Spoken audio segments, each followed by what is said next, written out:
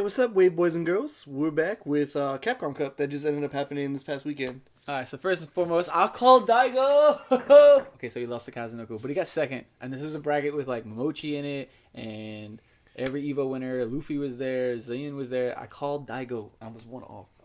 Still one off. I won last week's Wave Dash. Just throwing it out there. So, let's get right into it. Alright. let's struggle. So, we have a lot of things to talk about. And in general, like, no matter what we're about to say about it, we think it's a step in the right direction. We think what Capcom's doing is the right idea.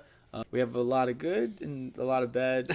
Yeah. So let's get the good out of the way. One, I super love the idea of it. I think 32 was the sweet spot. You were interested in every match. Losers, winners, it didn't matter. Yeah, I definitely enjoyed it a lot. $250,000, which was different from our last video where we said $500,000. Yeah, they originally had said 500,000, so we haven't looked into why they backed down from that. It was still a big chunk of change, and they just announced the next one's actually going to be $500,000 as well. So, and they said baseline, so I don't know if they're going to be doing some community involvement, maybe doing some in-game DLC through Street Fighter V to maybe ramp up the prize pool, which I'd love to see them do. All right, so the bad. It was super janky. It was straight up 100%. The first 4 hours of it was some of the worst production I've ever seen from a professional standpoint. That seems a bit harsh, but it was kind of rough. So what would happen is their stream would skip a lot. Just in general, like there was a lot of minute things that really got to us. So when they would do like player interviews, they would have no background music or anything like that, and it always just seemed like a rough cut back to the commentators. And so just in general, there was like it never seemed to flow, at least from a production standpoint. One of the biggest issues I had was that there was 2 streams, and this wasn't a terrible thing, but this is the one tournament where every match is important. Like, I wanted to see the 2 EVO winners in losers bracket first round or second round or whatever. And I feel like forcing us to have it on 2 different setups. I mean, they even kept saying that, like, if you don't have them side by side, like, I don't think that's a good thing. I don't think having them side by side is a good thing. I think they should have had maybe 32 to top 16 on Saturday, or figured out a way to where you just didn't have to split which one you wanted to watch, because there was a time where there was a great match on losers and a great match in winners. And I wanted to see both, and I pretty much just had to pick which one my eyes went to. Yeah, we actually had one match like that, and he's like, yo, just give me live updates. As you watch this one, I'll watch this one. What should have happened is it should have been a 2-day event. Is you use Saturday to build up the audience, make sure you have everything good to go, which is, well, they fixed everything halfway through the stream, so they would have fixed it for Sunday, in my opinion, as well. Sure, right. A Saturday would have been a buffer. You go through all these crazy matches, and then you have Sunday to really hype up everybody on these top 8. And the top 8 was all killers as well. Right, and everyone would have been there Sunday, right? Because, like, if the issue was that the PSX, they did it right beside the PlayStation experience. If the issue was that people were going to be at that and they didn't come to this, like, then you could have did that on Saturday, like, and then on Sunday, like, this is top 8, like, we have to be here, like, can you believe that Momochi's not in top 8? And, like, there would have been the talk of the night before, and it could have built up, and I feel like it would have just been a much better climax. Like, we did enjoy it, and I did like it from start to finish, but it just felt like I had to sit in front of a screen for like 10 hours, and like, I love fighting games, but like, it has nothing to do with I wasn't entertained. It just has to do with, like, it kind of became monotonous. Yeah, it was just a long time. Yeah, like, just sit there. My back was hurting. Yeah. Like, I think that's one of the big things that other tournaments get right, is they do kind of split it up. And they let you do, like, little chunks at a time. And I think Capcom Cup can definitely learn from that, that's for sure. One of the other things was they had some breaks where they would just kind of go offline for a little bit, but they would never specify, like, how long. So you're kind of sitting there like, I don't want to miss a match, so I'm just going to stay here and watch the break. But one of them ended up being like 45 minutes to an hour almost. I think the one before top 8. Yeah. Yeah, it was pretty long. And so we were just like, what are we going to do for this hour? We could go do something, we can go get some food or something, but they never told us, like, oh, hey, check back in an hour, we're going to be back. The one thing I did like, even though it's still in the negative part of this, is they had interviews before they had their matches.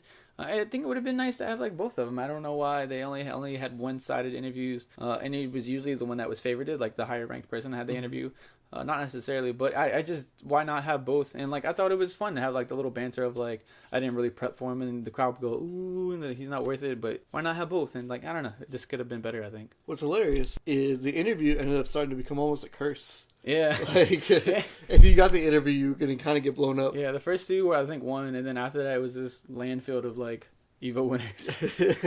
Yeah, I think they actually fixed all of their problems about halfway through the broadcast. Sure. Now, the tournament itself, the gameplay was great. I think they had 32 out of the top, probably 40 players. So, if nothing else, if there was nothing... we watched the whole Capcom Cup, by the way, from start to finish. The amount of anticipation in every storyline, like, there was not a loser's bracket. Like, first round losers was 2 Evo winners. The gameplay was, bar none, probably the most entertaining Street Fighter I've ever seen. There was a time Nemo went 0-2. What was it? Bonchan went 0-2.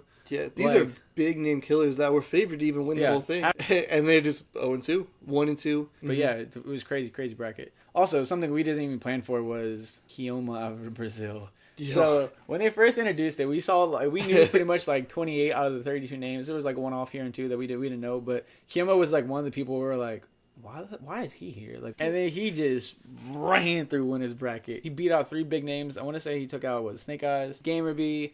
Took out Zangief in losers, and he took Xian to game 5, like probably a drop combo away from winning it. Yeah. So like no one saw him coming, and like he busted up everyone's bracket. I don't think anyone had a bracket left after round 2. Yeah, for going into round 2, like not even like after round 1, there was nothing left on the table. Yeah, because for example, Nemo busted my bracket mad quick. Yeah. I was like, oh, Nemo's got this pretty free. The one that shocked me, Nemo, I could kind of see. The one that shocked me was Taquito. Yeah, Taquito's one that blew me away. I was like, there's what? Yo, shout out to 801 Strata though for having the hardest bracket I've ever seen in my life. Yeah, it's pretty rough. This guy went, so he lost to Kazunoko just barely. The winner of the whole thing in the first round, and the second match is Luffy. Are you a winner?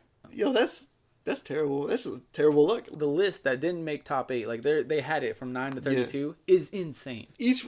Most of those, probably 90% of those could have won the whole tournament. The first round losers, so you're 0-1 right now, could have been predicted to win the whole thing. First round losers could have been the grand finals of this tournament, or any tournament really. And they kept saying that whenever they go to the losers bracket, they'd be like, oh, so it's another grand finals rematch. And you're like, what? I'm glad they did the seeding like they did, because it made for a really, really interesting tournament. Yeah, I do like that. And but we just talked a lot of negative about it, but like honestly, the whole experience was pretty fun. We definitely did enjoy ourselves, and we're almost nitpicking in certain areas, but it was. I really, really like the premise of this. I do like that every losers match is entertaining to watch. I do like that people get nervous, right? You saw the first round that Momochi and it seemed like Punko, the very first rounds, played pretty nervous. Like they weren't the dominant forces they were used to, and like having $100 and some plus $1,000 on the line, and having a big crowd behind you, and having all of this pressure, your sponsors having you out there. I think it really like showcased like you had the upsets like we talked about Kilma earlier, but Misei out of our Kappa, the Makoto player, dominated people, blew up people that you would never think of, and so I liked that. I think it really like flourished and like really showed like who is maybe some of the best in the world. Yeah, I think someone that was really underrated this tournament was Human Bomb. Human Bomb looked like he was gonna be like okay, but he was probably gonna get 0-2'd out of the tournament, and he really showed his stuff in my opinion. I think if this is the quote unquote last tournament that Street Fighter 4 has, what a way to go out. Like the toppest of top level, what Street Fighter 4 could really be like. There's tons and tons of matchups that we kind of glossed over and didn't really talk about. There was Justin Wong going 0-2. There was not just to isolate him, but there was tons of people. Like all the matches were very, really interesting to watch. And if you haven't watched them, I'd go back and watch the ones you're interested in, because it is a lot of matches. It was like 9-10 hours straight. But all in all, even with the positive and the negative we said, I personally think it's a really great direction that PlayStation and Capcom is going with this. I'm glad they're doing it. I think they put on a fantastic show. Again, we nitpicked at certain things, but I really did enjoy my experience. I know we nitpicked quite a bit, but honestly, for their third showing, the backing they've gotten, I think it's a great show so far. Yeah. And they can only go better from here. I mean, honestly, we're only nitpicking to optimize the experience for all parts. Like, because 5 years ago, this wasn't a thing. Right. Like, EVO was our grand finale, and we're only nitpicking because we want the experience for everyone to be better, for them producing the show and for us, enjoying it. So again, this is all out of love, but we love you, Capcom. Yeah. I'm just really excited for next year's. It starts at final round, by the way, this year. Oh, really? So is that soon? Yeah, is that soon? Oh, so come March, we'll have the first Capcom major. All right, guys. Wave Dash is coming out Wednesday. We'll see you guys then. But outside of that, bye. Deuces.